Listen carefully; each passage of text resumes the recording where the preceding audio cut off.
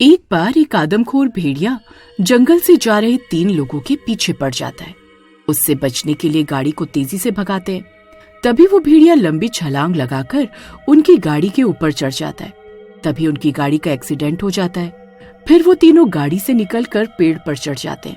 तभी रामू पेड़ से नीचे गिर जाता है और भेड़िया उस पर हमला कर देता है और उसकी टांग काट लेता है।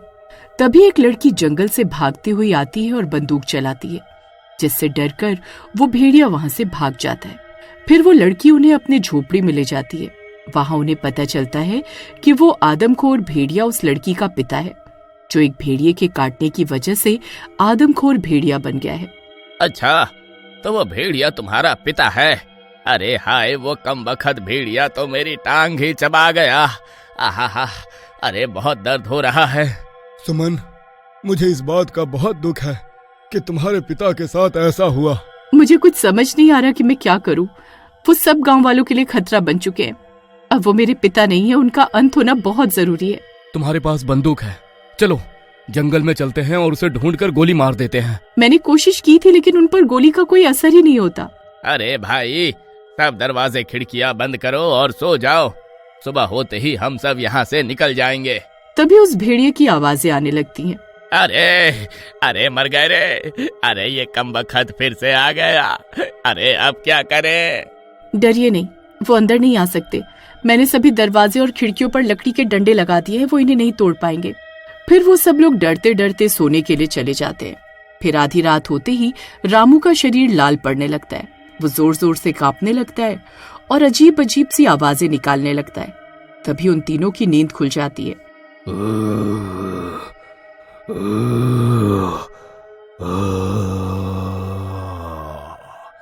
अरे इस कमबख्त को क्या हो गया?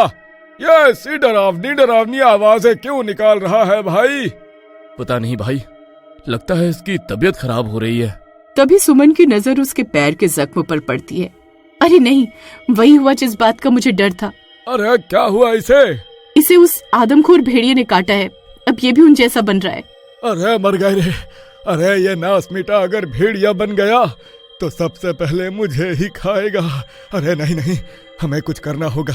चलो इसे उठाकर घर से बाहर फेंक देते हैं। हाँ, तुम सही कहते हो। चलो तीनों मिलकर इसे उठाते हैं। फिर वो तीनों उसे उठा लेते हैं और घर से बाहर ले जाने लगते हैं। अरे मर गया रे। अरे नास मिटो, मुझे कहाँ लेकर जा रहे हो? अरे मैं कोई भेड़िया नहीं हूँ, मेरी बस तबीयत थोड़ी ठीक नहीं है। अरे छोड़ दो मुझे। अरे कमबख्तो, तुम्हें नर्क में भी जगह नहीं मिलेगी। अरे तुम सब मरोगे। अरे मर गया रे।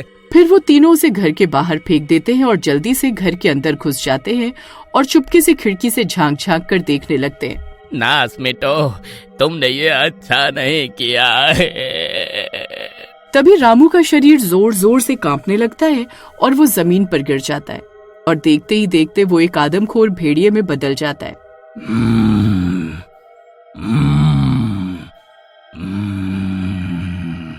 अरे नहीं, यह तो सच में भेड़िया बन गया।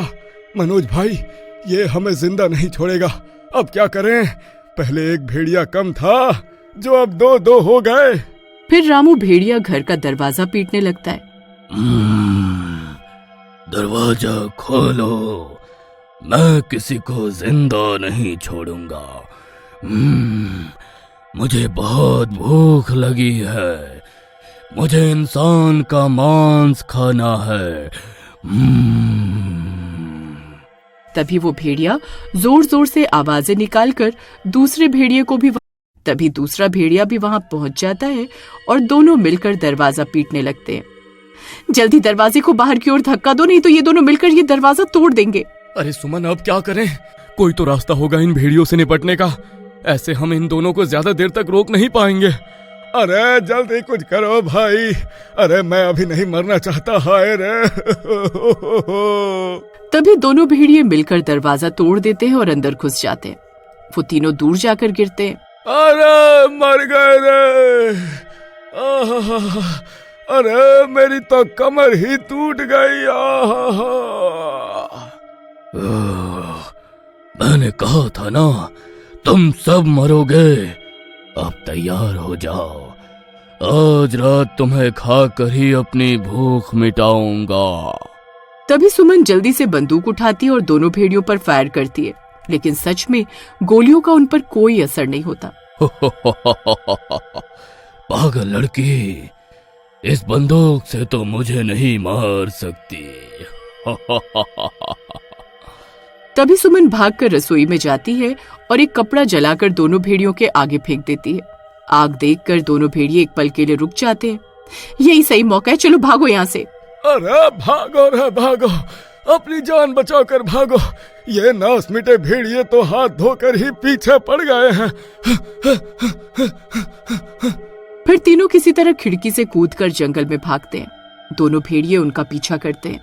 राहुल के पैर में चोट लग जाती है और वो गिर जाता है। अरे अरे मुझे छोड़कर मत जाओ, मेरे लिए रुको। माफ करना भाई, अगर रुके तो हम भी मारे जाएंगे। अरे अब क्या करूं, अब क्या करूं? अरे मैं भाग भी नहीं पाऊंगा। फिर दोनों भाग जाते हैं और राहुल पेड़ पर चढ़ जाता है। तभी उसे दोनों भेड़िए वहां से भागते हुए दिखाई देते हैं। अरे बच गया, अच्छा हुआ इनकी नजर मुझ पर नहीं पड़ी। भागते भागते मनोज और सुमन एक गुफा में छिप जाते हैं। अब क्या करें सुमन, ये भेड़िए हमें नहीं छोड़ेंगे। तभी चांद बादलों से बाहर निकल आता है और सुमन का शरीर भी कांपने लगता है। अरे नहीं सुमन, तुम ठीक तो हो ना? क्या हुआ तुम्हें? तभी सुमन डरावनी डरावनी आवाजें निकालने लगती है। मनोज, मैंने तुमसे एक बात छुपाई। असल में मैं भी अब इंसान नहीं रही। मनोज हैरान हो जाता है। तभी सुमन का चेहरा बदलने लगता है। उसके दांत नुकीले हो जाते हैं और आंखें लाल चमकने लगती हैं और देखते ही देखते सुमन भी भेड़िया बन जाती है। अरे नहीं, ये नहीं हो सकता। जब पापा भेड़िया बने थे उसी रात मुझे भी उन्होंने काटा था, लेकिन मैंने ये राज छुपा रखा था। अब पूरी तरह चांद निकला है और मैं भी एक आदमखोर बन चुकी हूँ। सुमन जोर जोर से आवाजें निकालने लगती है। अरे लगता है ये बाकी के दो भेड़ियों को यहाँ बुला रही है। तभी दोनों भेड़िए भी उस गुफा में पहुंच जाते हैं। अब उन तीनों भेड़ियों को एक साथ देखकर मनोज की हालत खराब हो जाती है। फिर वो तीनों भेड़िए मिलकर मनोज पर हमला कर देते हैं। अरे मर गया रे! अरे कोई बचाओ! तभी राहुल कुछ गांव वालों को साथ लेकर गुफा के बाहर पहुंच जाता है। उन आदमखोर भेड़ियों को देखकर गांव वालों की आंखें फटी की फटी रह जाती हैं। अरे ये आदमी तो सच कह रहा था, यहाँ तो सच में आदमखोर भेड़िए हैं। अरे हमें जल्दी कुछ करना होगा भाइयों, जल्दी कुछ सोचो। फिर सब लोग मिलकर एक बड़े से पत्थर को धक्का लगाते हैं और गुफा का मुंह बंद कर देते हैं। फिर और छोटे बड़े पत्थरों को गुफा के बाहर रख देते हैं, जिससे कि वो आदमखोर गुफा से बाहर न निकल पाए। कुछ देर मनोज के चीखने की आवाजें आती हैं और फिर गुफा से उन आदमखोर भेड़ियों की गूंज सुनाई देती है। जब तक इन आदमखोरों को खत्म करने का रास्ता नहीं मिल जाता, कोई भी गांव वाला इस गुफा के नजदीक नहीं जाएगा। और इस तरह गांव वाले उन्हें उस गुफा में कैद कर देते हैं। आगे की कहानी जानने के लिए इंतजार करिए पार्ट 3 का।